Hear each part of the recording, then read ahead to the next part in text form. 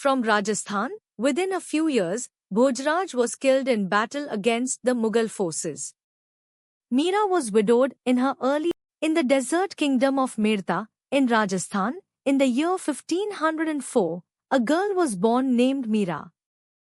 She was the granddaughter of a Rajput king, raised in a palace with silk curtains and 20 servants and a stable of warriors.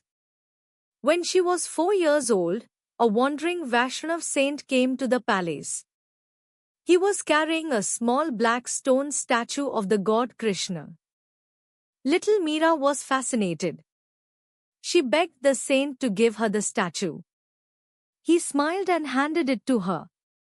From that day forward, Meera carried the statue everywhere. She fed it. She sang to it. She slept with it.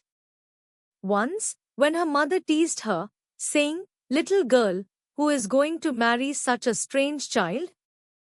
Meera looked up from her statue, perfectly calmly, and said, "I am already married to this."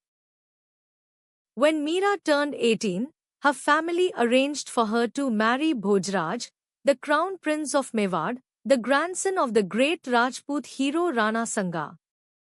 The marriage was a tremendous political event. The palace at Chittor where she went to live was vast and grand and full of court rituals. Meera went obediently. She did not protest. But in the room where she was given to live as a princess, she set up a small altar to Krishna. And every evening, after her formal duties were finished, she would close the door and she would sing to Krishna for hours. The household began to whisper. Within a few years, Bhojraj was killed in battle against the Mughal forces. Meera was widowed in her early 20s.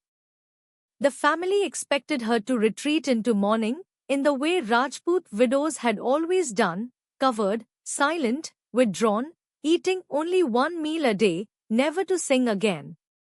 But Meera continued to sing. She continued to dance. She continued to attend the gatherings of wandering Vaishnav bhajan singers in the marketplace. She left the palace. She walked among ordinary people.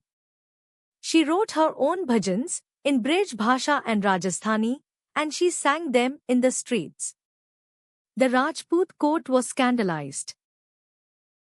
Her brother-in-law, the new Rana, decided this could not continue.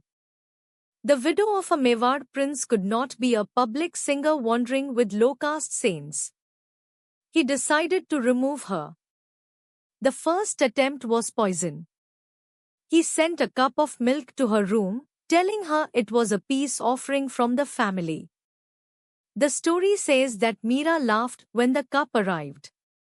She walked to her altar. She poured the poisoned milk in front of Krishna's image. She offered it to him first. Then she drank it. Witnesses said she came out of her room a few hours later, perfectly well, and asked the cook what was for dinner. The Rana tried again. He sent a sealed basket to her room. He told her it contained flowers for her altar.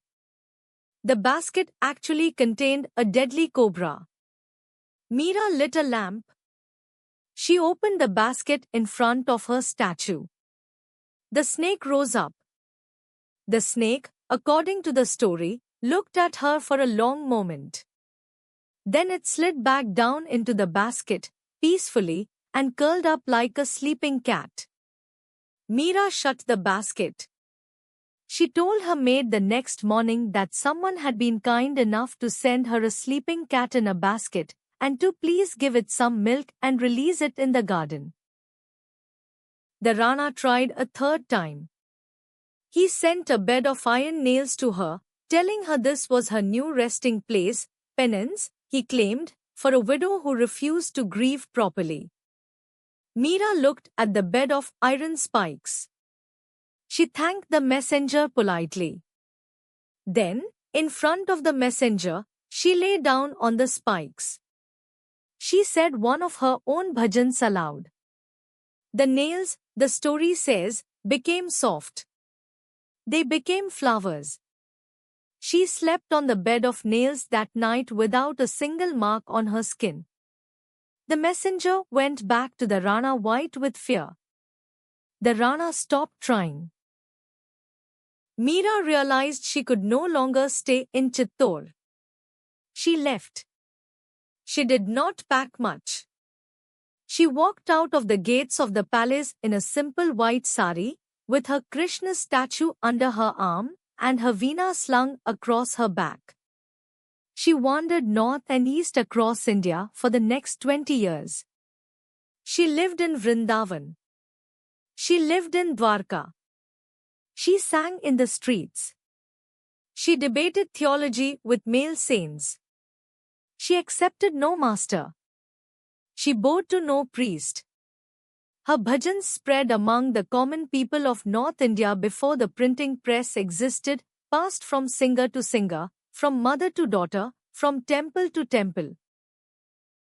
Around the year 1540, when Meera was about 36, she went to the famous Dwarka temple in Gujarat to sing her last songs at the shrine of Krishna himself. She entered the inner sanctum. The doors were closed behind her. She sang for several hours. Witnesses outside said her voice grew more beautiful with each verse, until it sounded less like a human voice than like something coming from inside the stone walls themselves. When the priests opened the doors at last to bring her out, the inner sanctum was empty. The statue of Krishna stood there. Meera was gone. She had not slipped out by any door. Many in Dwarka believed she had simply walked into the statue, the way someone might walk into the next room. Her bhajans, the 400 or so that survive, are sung in every Rajasthani household today. Tomorrow's story comes from another corner of India. Subscribe to walk with us through the folklore of every region, in your language.